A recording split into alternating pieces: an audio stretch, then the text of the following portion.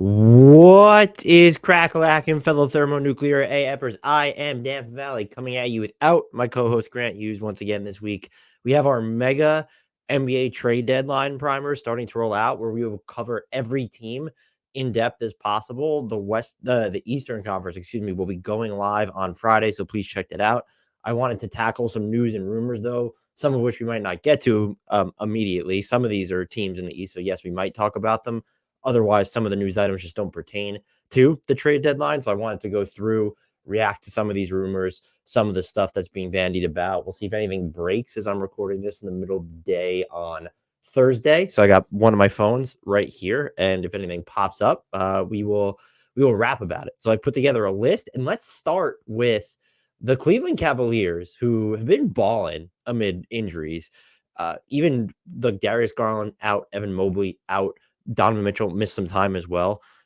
They were chugging along, and you have to credit Jared Allen for just playing like an absolute behemoth. And it reinforces you also need to credit, Craig Porter Jr. has been filling good minutes for them. You have to credit the minutes they've been getting from the small ball fours. Sam Merrill has been an absolute delight on most nights to watch. He's also, if you watch him, that dude really competes defensively. And so he's not always going to be great at it, but this is not like some sieve necessarily. And so I think that makes the Cavs a little bit more interesting. Isaac Okoro's had some really good stretches for them this year as well. They are in the market for a 3-and-D wing, according to Mark Stein, I believe it was. And that's where this report, though, comes from Mark Stein, which is the focus of this Cavalier stuff. So according to Mark Stein and his Substack, sources said the Miami Heat continue to have a bona fide interest in Donovan Mitchell, despite Cleveland's don't even call us approach, and they could well choose to test that resolve with Mitchell proposals after Miami's trade pursuits of Bradley Beal and Damian Lillard over the summer ended with neither player landing in South Beach. That's a mouthful. So basically the Heat are still interested in Mitchell. Stein also notes that the Knicks and the Nets continued to be mentioned as well, but that multiple executives from rival front offices have described Miami as a prime team to watch for Mitchell fit-wise. So take everything with a grain of salt when you're hearing it from rival front office executives mentioning other teams where, okay, it's clear that this is not necessarily coming from inside the house. And when this could even be just Miami talking as well. And on some level, it probably is that they're going to be interested in player X. The Cavs, I do believe, have probably telegraphed, don't even call us approach, because you don't give up the package for Mitchell that you did just to short circuit the entire thing less than 2 seasons into it. I'm sorry, the injuries, you think that could change their timeline? Okay, sure. Unless Mitchell actually asks for out, I just don't think this is a discussion.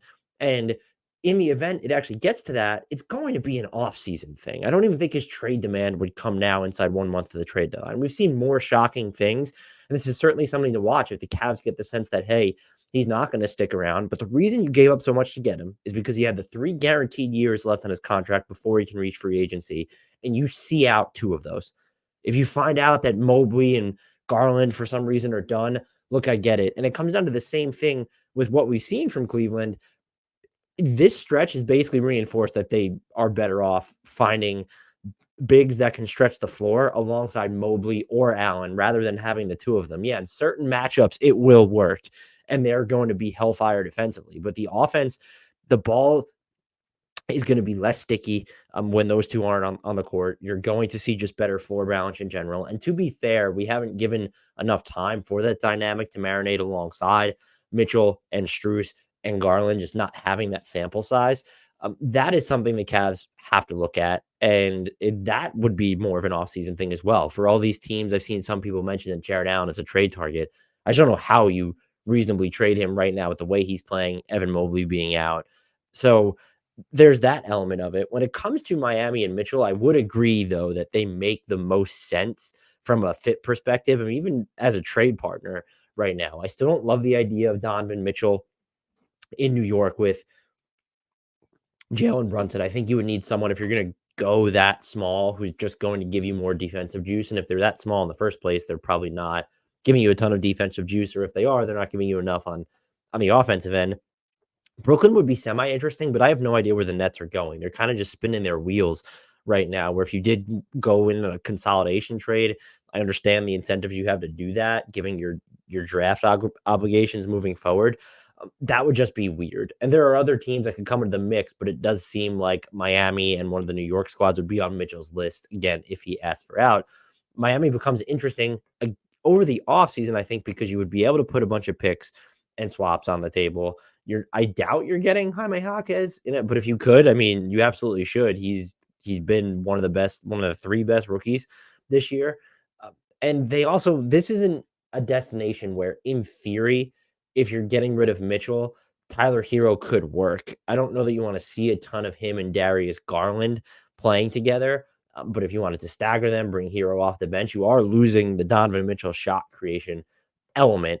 And so Tyler Hero could make sense there. Whereas Utah, kind of beginning a rebuild, they were going to be guard heavy anyway. That didn't make a ton of sense. Portland, ditto, having Scoot Henderson, Anthony Simons. Cleveland would be different. Again, if and when we get to that point, I just don't think we're there. And I definitely don't think the Cavs should be there unless something changes on Mitchell's end. On the Detroit Pistons, Cade Cunningham, it will be out for at least 7 to 10 days with a left knee strain, which he suffered during Sunday's loss to the Denver Nuggets. So we've at least already passed a few days worth of that timeline. I will say prior to his injury, Cade was like balling pretty consistently. He was averaging about 25 points and 8 assists on 59 plus true shooting, which is on the cusp of league average when you're just looking at it was basically like the end of November through now, the start of December through now. And so to be at 59 true shooting, that's on the cusp of league average. His turnover rate also went from was at 13.7% on 29.4 usage during this stretch. That's compared to 16.8 turnover rate on 31.3% usage before that, and a 50.3 true shooting percentage. So until November 30th, I believe was how I had split it up. He had a 50.9 true shooting, and that shot up to almost 60, closer to 60 towards the end of November 30th. Yeah. So I confirmed that. That's a pretty long stretch. We're talking a month and a half ish to be at. That's a big deal because if he's going to be efficient, he was making better decisions on his drives. His threes weren't falling at necessarily a consistent clip, but he had some some hot games from beyond the arc, and he was shooting, and he's at least shooting almost 38% on his wide open opportunities again during this stretch overall. Big loss for the Pistons, but it's better that it's not serious. Speaking of it not being serious, luckily, Tyrese Haliburton will be out at least 2 weeks with a grade 1 strain in his left hamstring. He suffered it in Monday's win over Boston. The Pacers are relieved it wasn't worse. Anyone who was watching is relieved it wasn't worse. It looked pretty bad when he slipped and kind of did a split on the floor in the restricted area. And the team reaction was that was terrifying as well. I don't think this shouldn't have, unless there's a setback and he winds up missing like 3 or 4 weeks. Is it, sort of panic mode here? You're not there yet. I do wonder if this impacts his all-star starting candidacy at all. The fan vote element of it, I think, will help him there. Like, just people have noticed him. We'll see what happens with the players. I do think media, unless he winds up missing is out until the all-star break, I still think that this shouldn't have any bearing on where he ends up in that all-star pecking order, which is good because you want players in there who deserve it. He deserves it right now, and the game's in Indiana, and so you want to see him. It will be interesting to see how the Pacers fare here. Their offense is actually tread water for the most part with some of their lineups when Hallie's on the bench, but they're just getting blasted overall by like almost 9 points per 100 possessions when he's on the court. I would expect to see more of Benedict Mathurin, who, by the way, this is not, anyone who's listened, we're not the highest on Benedict Mathurin. He's been playing really well for I don't know, since the start of December, it feels like basically. He's been slashing over this long stretch, 54% from 2, 43% on threes, and 85% at the foul line. He looks more even keeled. There are still going to just be times where well, why can't he pass more? Where's the defensive consistency? But you're just getting to a point where it feels like he's a more regularly reliable contributor, which is a big deal for this team, especially with Hallie out. The big question here, and this leads into another rumor, is would this change the Pacers trade deadline approach at all? Grant and I can get into that. I don't think the Haliburton injury changes anything. Woj did say, though, that the Pacers are determined not to give up Jarris Walker and a Siakam deal. And I'm just at this point, so what are you, one pick and expiring salaries then? Or are you trying to sell, Obi Toppin as just a primary asset in that deal? I can't envision a scenario, especially given that Toronto wants back actual players, it seems, where the Pacers trade for Siakam and they don't give up Jarris Walker or Benedict Mathurin. And I don't think there's a need for Benedict Mathurin in Toronto right now. Maybe you'd want some of the shot creation if Siakam does leave there. And if, let's just say, you don't put Jarris Walker on the table, and I know that Caitlin Cooper had posted some stuff about him, and I know he's shown some flashes in the G League. But if you're not giving him up, so then do you not want to give up your first round picks at all? I would imagine that Pascal Siakam is going to take a minimum of the equivalent of 3 first round picks to get. I know that they technically got less for OG. That might be in the eye of the holder. Detroit's pick's going to be number 31, 32, whatever. And then you got Emmanuel quickly. That's like close to 2 first round picks right there combined. And then depending on how you view RJ Barrett. And so you're just trading away your entire future draft with swaps that might appeal to Toronto enough, even though it's not actual players, to say, okay, hey, we'll do this. At the same time, the Pacers aren't a type of team that mortgages the future to that degree. And so that feels very much like posturing. If they're interested in Siakam, it will cost them one of their blue chip youngsters. That's not Tyrese Haliburton would be my guess. And I do believe the Pacers, I've come more around on this. Everyone who listens knows that I'm more of they need to skew 3-4 here. Siakam cannot slide up to the 3. He could slide down to the 5 though. And so that might make it easier to give up a Jalen Smith and trade like another big, in addition to Jarris Walker. And just, I think the Pacers, you want that extra shot creator who won't torpedo your defense or is more bankable on defense. And the fit with Miles Turner is just super clean. Maybe your rebounding is not necessarily where you want it to be, but I think between Siakam and Turner and then what you're going to get from your guards and Haliburton, if Bruce Brown is crashing out there, that's going to be enough. I would just be very interested in seeing, Siakam translates well into how fast the Pacers want to play. He can attack an open space in the half court, and his 3 ball's been falling for like a month now, basically. So I'm more coming around on the Siakam deal. This is all to say you don't give up real value if you don't think he's going to stay. And we know that Siakam we'll get into that in a little bit, some of his own preferred destinations here. The Golden State Warriors, there's just a bunch of rumors floating around out there. They don't want to trade Kuminga. They're willing to trade Wiggins. The report today from Shams was everybody not named Steph Curry is touchable. So Steph Curry is the only untouchable. I don't think Shams used touchable. I use the word touchable. That's how we should say it. Everyone on this roster is touchable with the exception of Steph Curry. Also, following their really bad loss to the Pelicans on Wednesday night, Steve Kerr said he thinks this team has, quote, lost its spirit, confidence, and belief. All right. And then Steph Curry, this was big to me, was asked. So this wasn't unprompted. But Steph Curry on whether the Warriors need to show the front office by the trade deadline that this group should stay together. He said, it's pretty evident that if things stay the same, that's the definition of insanity, right? Do the same thing and expect the same result. I'm assuming he meant different result or that he was misquoted there. That's like, honestly, good for Steph. I saw people were kind of clowning him saying, oh, you live long enough, you turn into LeBron James.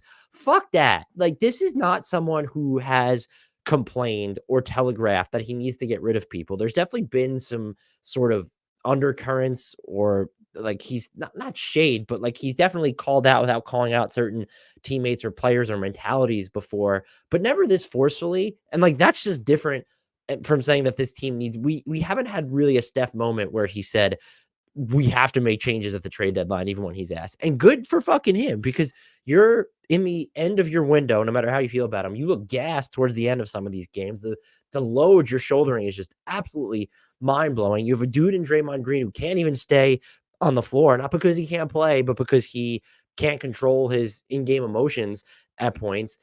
Good for Steph, honestly. I just don't know. I've gone through it. I actually like the idea of DeJounte Murray in Golden State.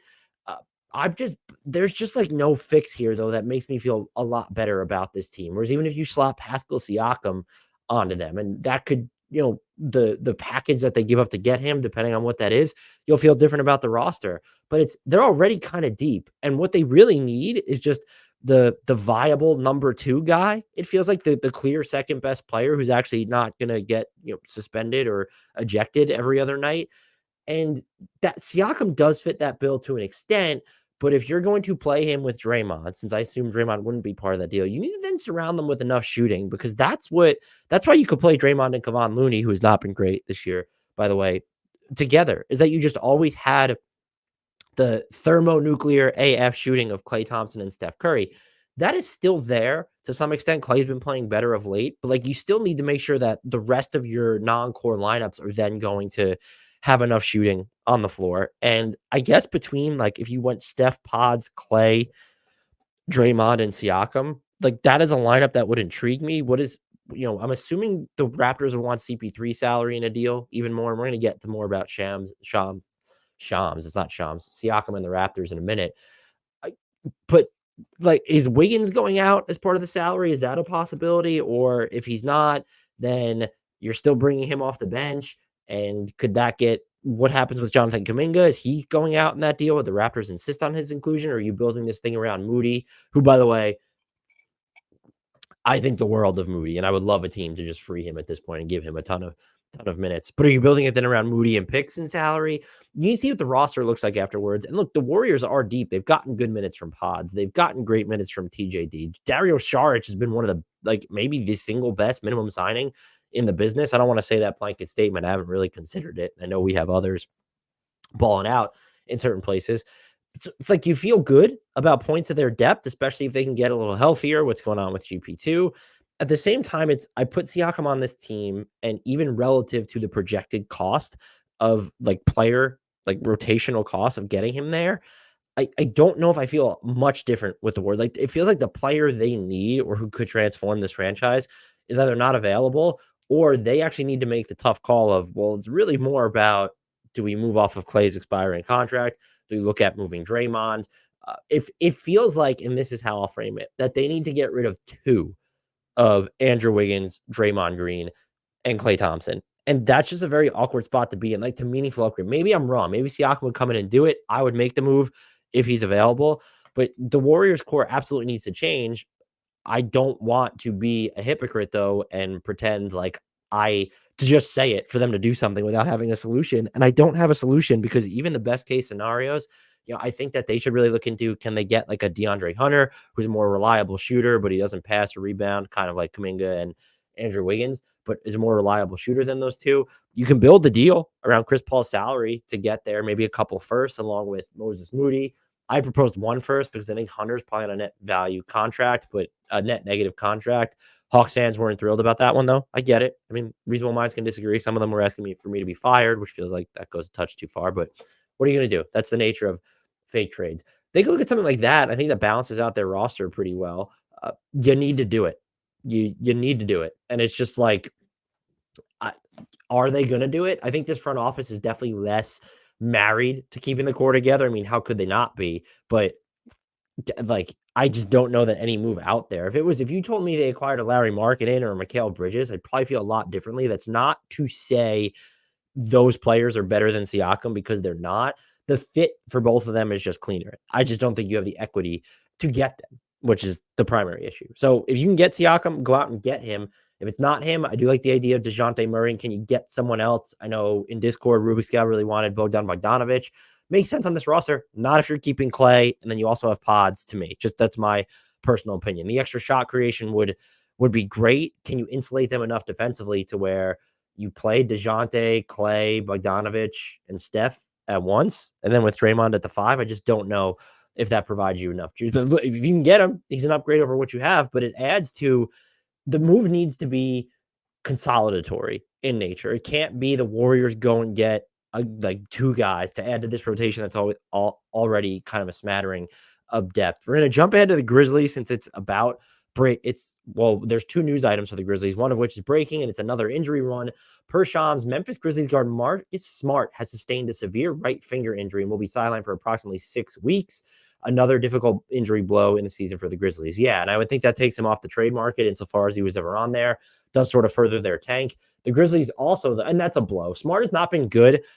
We had Discord member Austin was saying he's basically a more expensive Davion Mitchell. That just goes too far. He is still like a more dynamic offensive player at his peak. He is on a new team, hasn't had enough time necessarily to familiarize himself with the players, including John Morant here. I still think Marcus Smart is valuable. I also think the Grizzlies overpaid to get him, and you definitely can't move him now that he's injured. You're never going to match his value per return. They also, though, did sign Vince Williams to a 3-year guaranteed $7.3 million contract. There's a team option on year 4. They need to waive Bismack Biyombo to do it. I would look for Biyombo to maybe wind up back there, though, after the trade deadline, maybe when they've sort of consolidated some of their own roster spots, assuming they do anything about that. I do really like Vince Williams. He's 6'4". I said this in Discord. Join our Discord if you haven't already.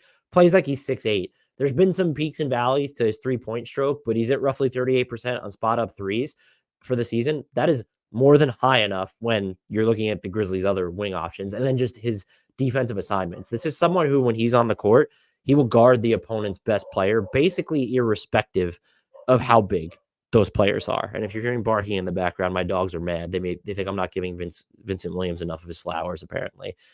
Like that could be Luka Doncic, it could be Kevin Durant, it could be Tyrese Haliburton, it could be Kyrie Irving. He's going to defend those dudes. That's fucking cool. Good for him. Could end up being a great deal for the Grizzlies. Bummer about the Marcus Smart injury. Just another footnote on what is becoming a lost season for them. Their draft pick, we'll see where it ends up. I would say the only teams that are guaranteed to have a worse record than them right now, I'd go San Antonio and Detroit and Washington are the only teams. And San Antonio could catch fire. Just they do have some talent, but they've not caught fire just yet. On the LA Clippers front, Kawhi Leonard, per Woj and Shams, signed a 3-year, $153 million extension that includes a 15% trade kicker. The projections on his starting salary are weird. They say $52 million. That's higher than his actual max. And so it seems to just expect the current salary cap is going to increase by 10% next year, which is the most it can increase in any given season. We've been working with a number. What is the number I have in our little salary sheet here? I've been working with $142 million. This is clear, and that would put Kawhi's max at about like 49.7. This seems to intimate that the max is going to be higher. That might be, the salary cap is going to spike by 10%, or it's just typical agent speak where they're trying to frame the deal in the best light for their clients. Woj also noted that Paul George extension talks are ongoing and that this kind of set the floor for what they would have to give him. What I find interesting is, and Brian Toporek from Bleacher Report, friend of the podcast and coworker Brian Toporek, who also writes at Liberty Ballers and hosts the NBA pod. He also writes at Forbes. Follow him.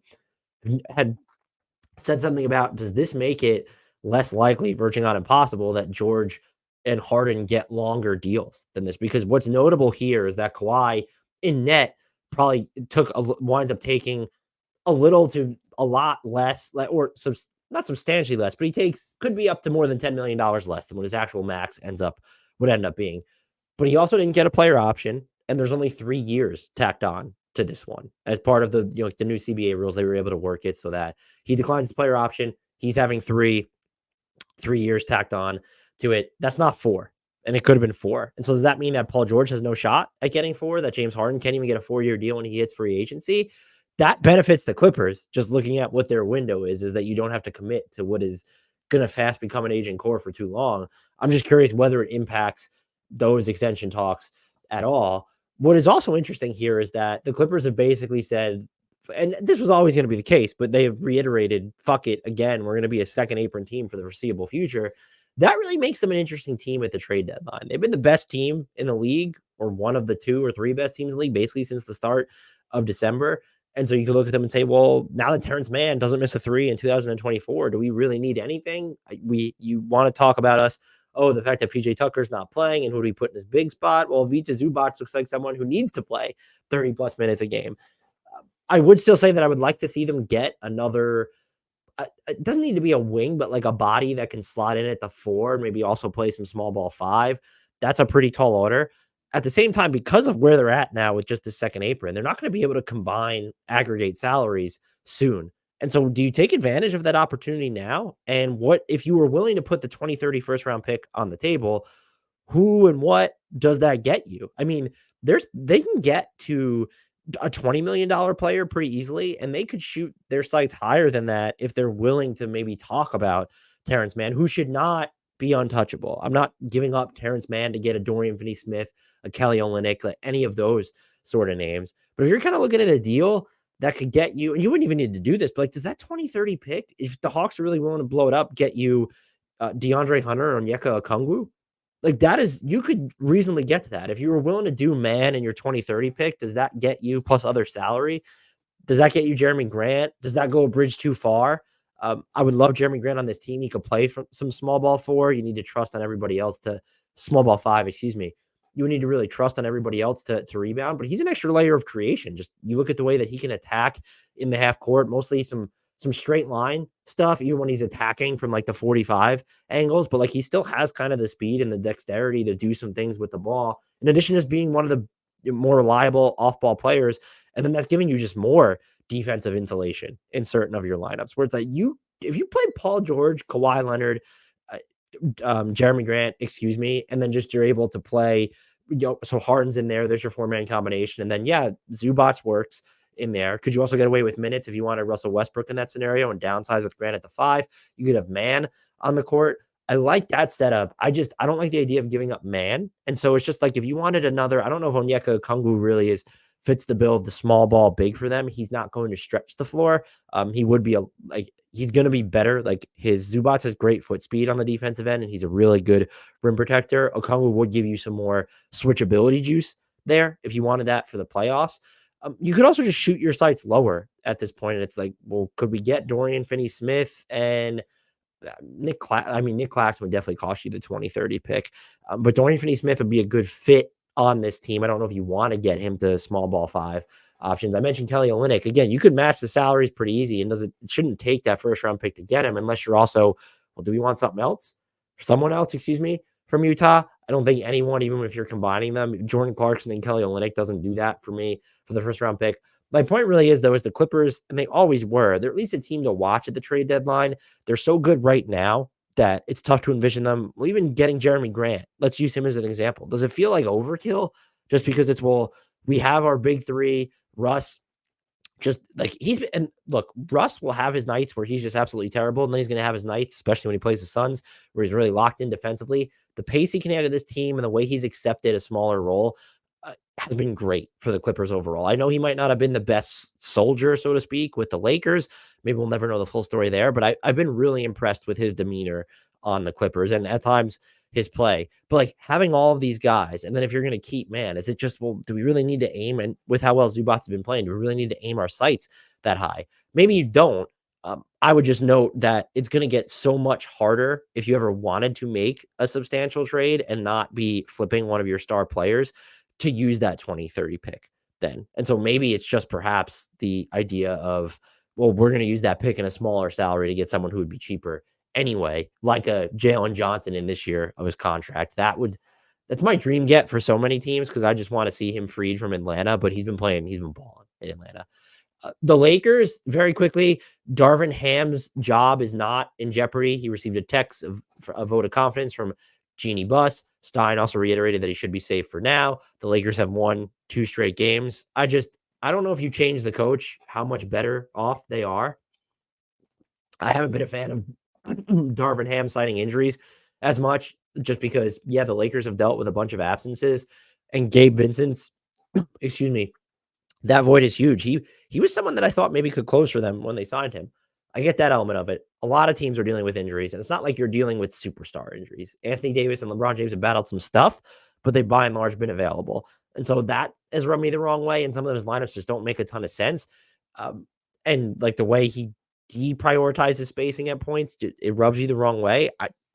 I'm just not someone who technically calls. It takes a lot for me to call for a coach's job, and I wasn't there with Ham anyway. And I would still be it wouldn't shock me, but fairly surprised if he gets bounced before the end of this season. The Knicks were denied a disabled player exception for Mitchell Robinson, who underwent left ankle surgery. That means he could return this season. I will say this felt like these things are normally just granted. I guess it's encouraging that the NBA is determined. We don't know if he'll be out through June. That's basically the criteria here. I can't imagine it helped that when Tom Thibodeau was talking about it, he stuck to the 8 to 10 week timeline, was just like, oh, well, you can ask Leon Rose if he's going to be out for the season. Leon Rose doesn't fucking talk to the media, number one, and that just kind of undermined the whole disabled player exception application in itself. So I found that a little funny. Does the Knicks' recent play impact their trade deadline approach at all, especially if they know Mitch is coming back? That'll be a big question. Hartenstein's been balling. I think the implication is that they need another ball handler creator, and I would agree. But Deuce McBride is giving you some good minutes. Ditto with Quentin Grimes. And the ball is just moving incredibly crisply in New York's half court right now. I don't know if that's an extension of because OG Anunoby isn't a caps lock creator and there's that incentive for RJ Barrett to he's going to put the ball on the floor a little bit more. We've seen what RJ Barrett can do in Toronto. We've seen it moments in New York. He wasn't just this hopeless ball stopper for long stretches and entire games or possessions at a time. So I watched the offense since they've gotten OG Anunoby, and there's a lot over the past few games. I find myself thinking, with the way that Dante DiVincenzo and Josh Hart are kind of filling the gaps here, and if Deuce McBride and Grimes are going to give you real minutes, why go out and get certain, do you even need a Brockton? Do you even need a DeJounte Murray, who still kind of intrigues me just by rolling some of your assets into Murray as a singular asset and then making another move later? I find myself not wanting to mess with this Knicks team, but I also think I'm in the honeymoon phase of watching them with OG, and that come playoff time, you want the third guy who can generate his own shot aside from Randall and Brunson, especially when one, Brunson is small, and two, given Julius Randle's playoff track record. Still, great news overall that Mitchell Robinson might be coming back because the Knicks, just in terms of not having star power, they might have between Robinson and Hartenstein the most capable 48-minute center rotation in the league. I mean, there's Jared Allen and Evan Mobley for sure. And then any team, Minnesota has Karl-Anthony Towns and Rudy Gobert and Naz Reid. But they're up there. And so I've been really impressed with Hart's play. He's been great defensively, and he's a lot more dynamic on offense than Mitch. Erik Spoelstra, per both Woj and Sham, signed an 8-year, $120 million extension with the Heat. It's the most guaranteed money per Woj for a head coach in North American sports history. This is Spo's 16th season at the helm. He's made 6 NBA finals, won 2 titles. I still am just amazed he's never won Coach of the Year. Will that change this season? Good for him. Easy decision if you're the Heat. We're seeing coaching salaries go up. He is technically the second highest paid coach in the league on a per year basis behind Greg Popovich. It's just this guaranteed money is wild. I mean, these are coaches made more than some players, but 8 years and 120. Now all of a sudden you know that your coach is going to be making more per year than a PJ Tucker, the mid-level. This is an average of, we're talking $15 million a year.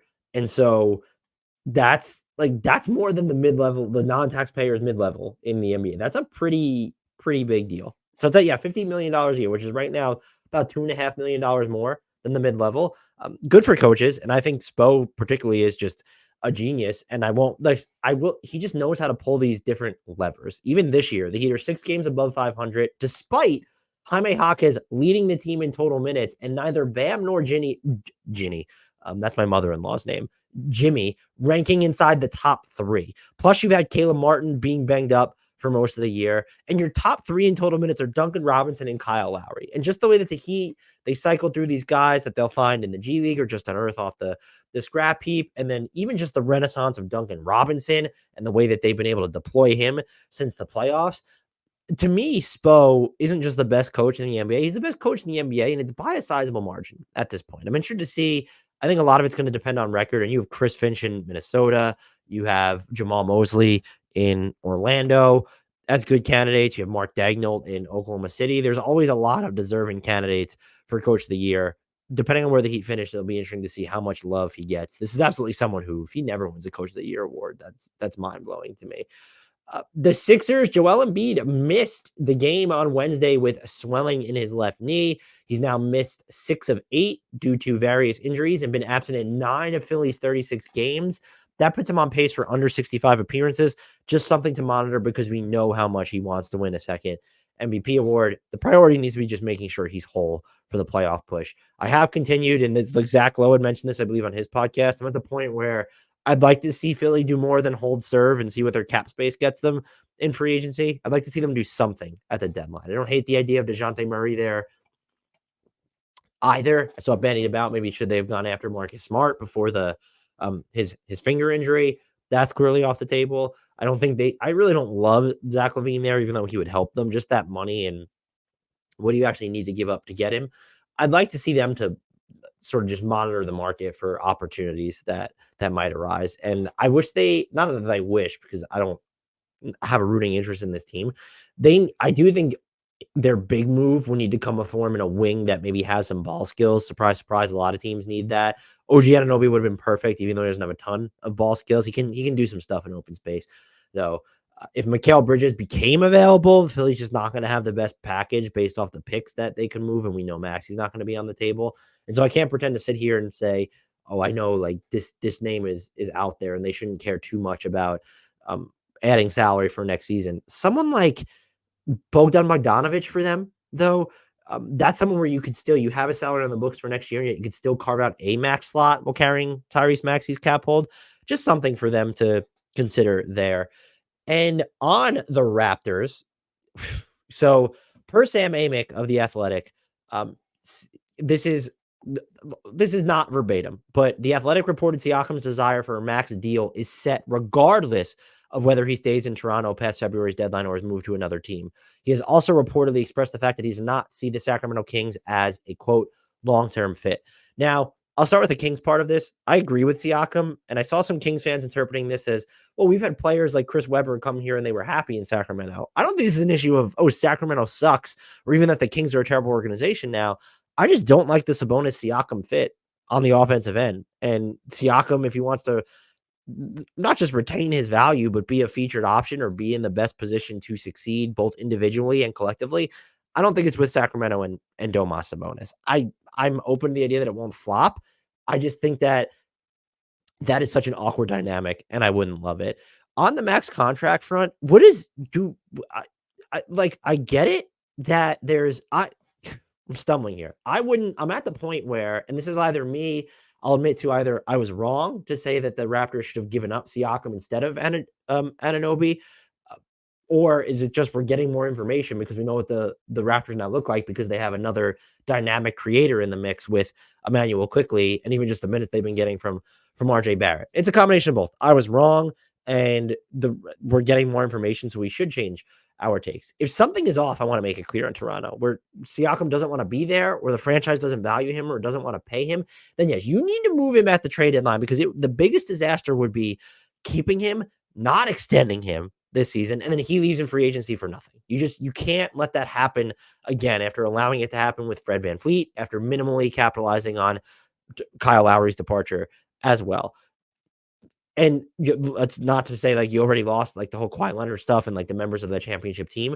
Siakam, though, is an all NBA type player. He's made 2 all NBA teams. The fact that people seemed miffed that he wanted his full boat max, what are we doing here? Just unless you just think that these, top 15 to 30 guys don't deserve maxes anymore. Okay, that's one stance. Siakam's 4-year max, if he signs with his own team, would be $190.8 million about. That's the extension he could sign with Toronto right now as well. He can't sign an extension for that if he goes to a new team. He would have to wait until free agency. The 5-year max, which he can only get from the Raptors or the team that trades for him, is 5 years, $247.1 million. Maybe that's the number that makes you uneasy. The 5 years takes him through his age 34 campaign. That's about right, I would say. I mean, I think that the back end of that deal could be a little rough, but I would think the first 3 to 4 years of any contract he signs will end up being fine. His 4-year max, if he just leaves if he leaves the Raptors in free agency or another team in free agency, it's 4 years, about $183.2 million. Those numbers could go up depending on where the salary cap goes. I would give Siakam a 4-year max and probably not think too hard about it. The way that he's kind of finding his spot to fill in Toronto, as they've done things differently, as they've transitioned to more of Scotty Barnes and even having Emmanuel Quickley there. If you're the Raptors and Pascal Siakam wants to be there and you can get him, the 5th-year stuff I get. I want to make it clear. I don't want Raptors fans in my mention saying, I watch every Raptors game. And by the way, that's a pet peeve of mine. I feel like as a podcast host and content creator, I'm very open to the fact that people who root for a team know more about that team, or at least just as much about that team than I do. I don't need you in my mentions because I'm saying something about Team X and that it's not blatantly wrong. It's just, well, actually, like my team hasn't been playing that well of late. And so this doesn't count as a good victory for Team Y that just beat Team X.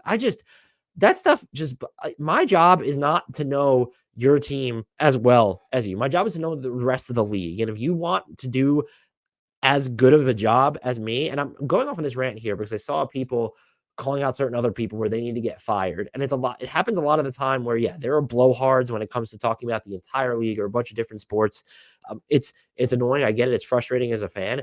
You need to, the bar needs to move when you're talking about when you do, and I'm going to just say it right here, when you do what Grant and I do, I'm sorry that we don't know about the Charlotte Hornets rotation on the second night of a back-to-back on a Wednesday in January or aren't as keen into that. We need to know a general more idea of the Raptors, the way that they're the Hornets, the way that they're playing, in addition to their cap situations, the direction they're headed, what individual players guys are doing. And yes, we need to watch the games. We need to watch film. And that is what Grant and I do.